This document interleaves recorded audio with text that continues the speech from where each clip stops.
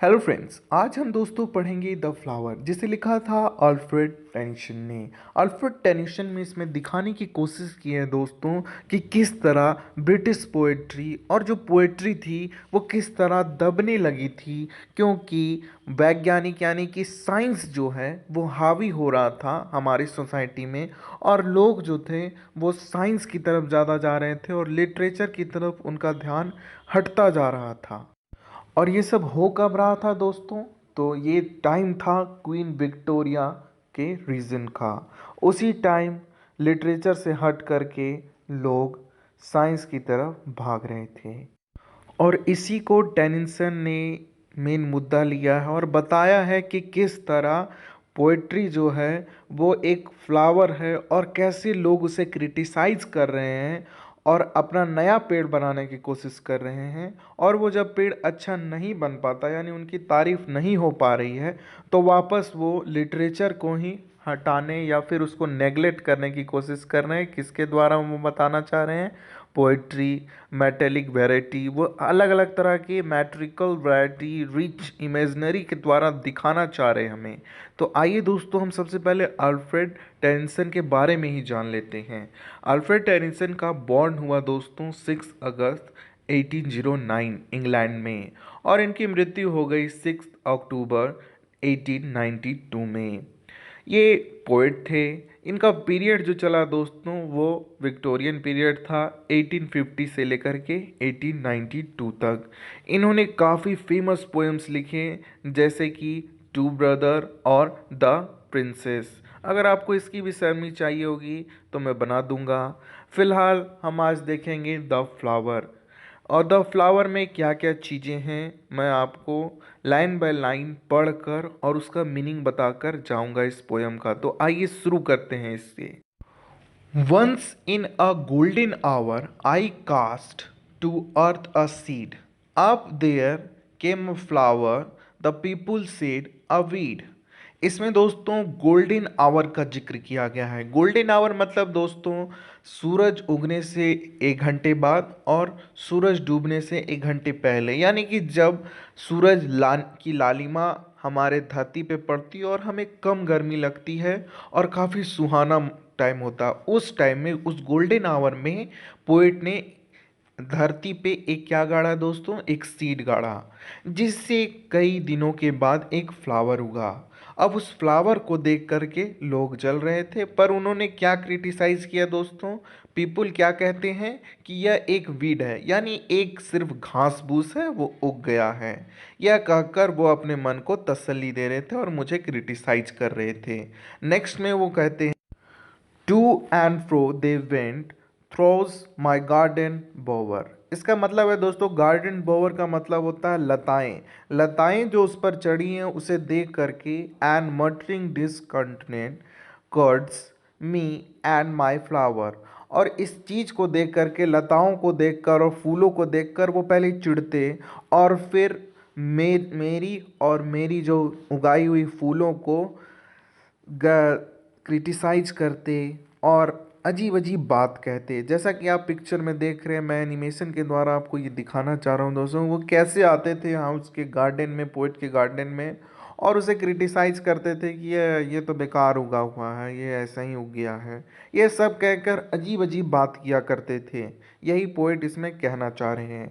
उसके बाद वो आगे नेक्स्ट लाइन में आते हैं और कहते हैं, then I grew so tall, it wore a crown of light। crown of light यानी दोस्तों लाइट का ताज। मेरी जो फूलें थी वो ऐसी लताएं लंबी हुई और ऐसे फूल खिले कि मानो उन फूलों ने एक रोशनी का ताज पहना हो, ऐसा पोइट कहना चाह रहे हैं। But the thieves from over the wall stole the seeds by night। और उसके बाद उन्होंने उस जो सीड्स हैं उसको चुरा लिया सीक्रेटली, और किसी तरह वो दीवार से तड़प कर आए और चोरी कर ली रात में। यही कहना चाह रहे हैं पोएट। उसके बाद वो कहते, sown it far and wide by every town and tower, till all the people cried, and splendid is the flower। उन लोगों ने जो बीज चुराई थी उसे दूर दूर तक बोया और उसे लंबा किया, तब तक वो कुछ नहीं कहे जब तक लोगों ने चिल्लाकर ये नहीं कह दिया कि वाह क्या शानदार फूल हैं। जैसा कि आप एनिमेशन में देख रहे हैं, लोग देख रहे हैं कि दूर दूर तक सीड्स फैले हुए हैं और उगे हुए हैं। ये कहना है पोएट का कि किस तरह लोग जो है दूसरे की चीज़ों को चुरा करके, लिटरेचर की चीज़ों को चुरा करके और अपने आप को बड़ा बना देते हैं और तब तक कुछ नहीं कहते हैं जब तक लोग उन्हें कुछ ना कह दें, ताकि उनकी चोरी पकड़ी ना जाए। इसके बाद वो आगे की लाइनों में कहते हैं दोस्तों, read my little fable, he that's run may read, most can raise the flower now, for all have got the seed. इन लाइनों में पोइट कहते हैं कि वो भी सुने जो काफ़ी जल्दी में रहते हैं और वो भी पढ़ें।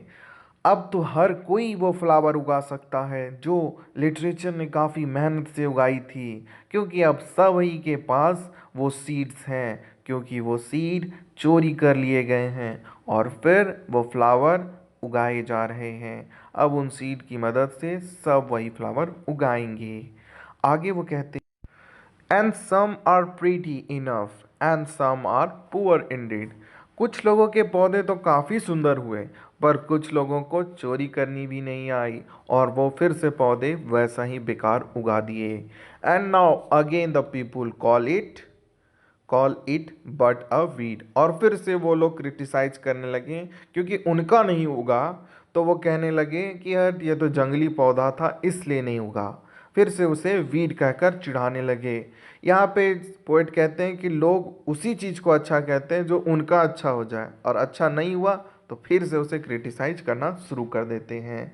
इसमें आगे पोएट हमें समझाते हैं कंक्लूज़न में दोस्तों। इस पहले पोएट हमें इस पोयम का मतलब समझाते हुए ये बताना चाह रहे हैं दोस्तों कि हमें जो काम अच्छा लग रहा है, जो काम में मेहनत लग रहा है, उसे करना चाहिए और हमें उसमें सारा एसॉल्ट डाल देना चाहिए और मेहनत से वो काम करना चाहिए। क्योंकि अगर वो काम अच्छा हो गया तो लोग हमें अपना क्रेडिट लेंगे कि मैंने कहा था ये चीज़ तब ये कर पाया, और अपने आप को बड़ाई करेंगे। इसलिए हमें जो अपना मेहनत लगता है वो हमें करना चाहिए और हमें किसी के कहने पे, क्रिटिसाइज करने पे रुकना नहीं चाहिए। हमें वो काम कर देना चाहिए और अपनी मेहनत से करनी चाहिए।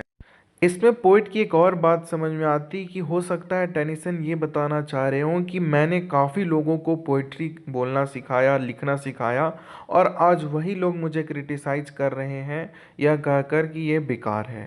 और इसमें वो ह्यूमन हार्ट्स के बिहेवियर को भी दिखाना चाह रहे हैं दोस्तों कि वो लोग कभी किसी की बड़ाई नहीं करते। वो लोग बस इतना सोचते हैं कि अगर वो मेरा बेहतर नहीं बना है तो मैं उनका भी बुरा बुरा बोल करके उनको नीचे दिखा सकूं। और उनके दबाने से हमें दबना नहीं चाहिए, हमें अपना बेस्ट देना चाहिए। यह थी पोयम दोस्तों। आपको मेरी एक्सप्लेनेशन कैसी लगी हो, लाइक शेयर और सब्सक्राइब करके बताएं। मैं आपसे मिलूंगा नेक्स्ट स्टोरी में, तब तक के लिए बाय बाय। जय हिंद दोस्तों।